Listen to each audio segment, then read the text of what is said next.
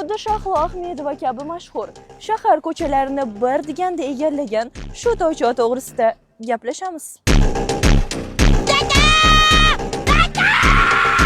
Nexia 3 ishonchli va iqtisodiy avtomobil izlayotganlar uchun to'g'ri tanlov.